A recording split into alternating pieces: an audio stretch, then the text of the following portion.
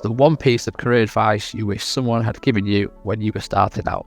So for me, I joined the NHS in 2015 and I transferred a complete skill set from working in hospitality. So I was in the hospitality industry. I was a general manager of various restaurant sites. So highly probably overqualified for the role that I pursued, which was in the digital space.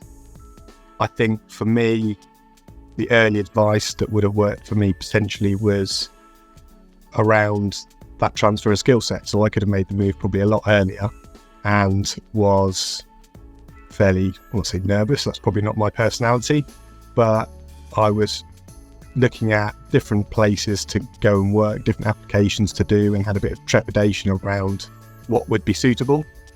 Certainly I'm a generalist rather than a specialist, non-clinical, and I think I wouldn't underplay what you've got in your arsenal around applying for different roles that you might think, well, I don't quite understand what that line means in the job role, where a lot of job descriptions and bullet points within job descriptions are things that are put in place essentially to cover bases, and it may not be something that you cover off, within your first month of work, and actually it comes into play in the future or not at all, because your job role has to be fairly flexible.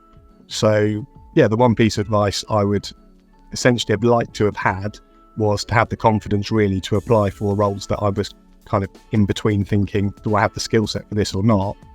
And have that discussion. I think it's about people, so having a discussion with recruiting managers and reaching out before doing the application processes. Don't just look at a screen and think, I've got to fill in all of these boxes and, am I good enough to do this? I haven't got the experience to do this. Look at the phone number, look at the email address and reach out. That would be my bit of advice.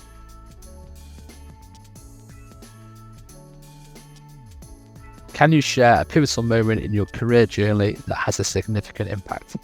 So I started out working for providers, so acute trusts. It was, as I said in the last answer, if you're going to cut this together, then it was the digital space that I started working in.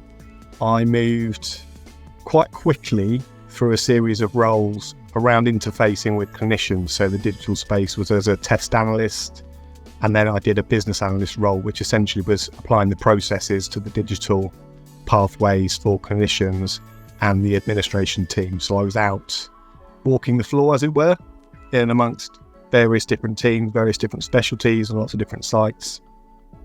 And essentially that allowed me then to take on a further role in terms of management. So that was that real skill set transfer over from general management in the hospitality industry into healthcare. And I think that was probably pivotal to me at that time. It gave me the opportunity. And again, that was about putting yourself out there, meeting as many people as you can and making as many contacts as you can. And I think I've got to add two in, Ben, because I've got to move into the space where I went to commissioning.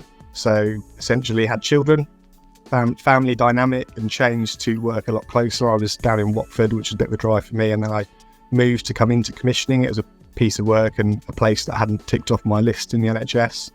Made that move, and again, talking primarily around people and the teams around you, I had a manager there that was really supportive, and the role came up for the ICS piece, and I thought, in terms of my first answer, I thought it's probably something that's a little bit out of reach for me, and he said, I will not be happy if you don't apply for it.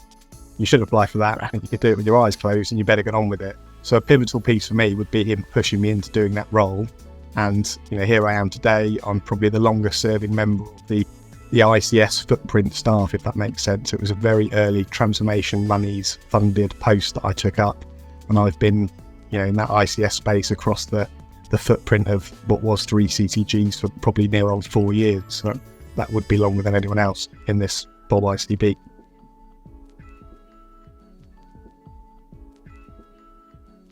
How do you approach challenges and setbacks in your professional life, and what's your go-to strategy for overcoming them? So for me, I think I'm a very, let's say, black and white logical thinker. I like to think common sense prevails wherever you have sticky wicket and you're thinking, how can I get out of this, or how can I move through this and forward from this in a positive manner? I will always look at who can help. Who are the contacts that can help you? It's a really simple thing to reach out and ask. I I'm not proud. I'm not thinking I've got to do this on my own.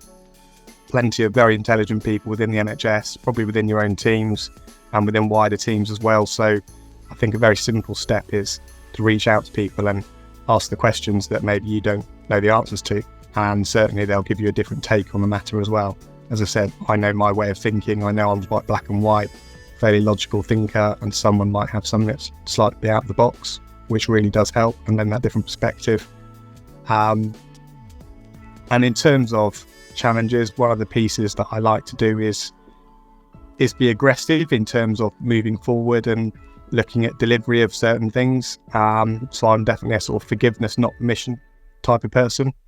And that does allow me to take steps forward. But of course, as you can imagine, can get me into a spot of hot water if I've moved through and I've got to backtrack. But as I said, pleading for forgiveness sometimes is the best way, because waiting for permission can cause things to stagnate, can cause you to essentially dwell on that problem or that issue for a long period of time, and you end up just treading water when actually you're not helping yourself in terms of getting to a solution. So I think sometimes there's a try it out. If it doesn't work, what have you lost?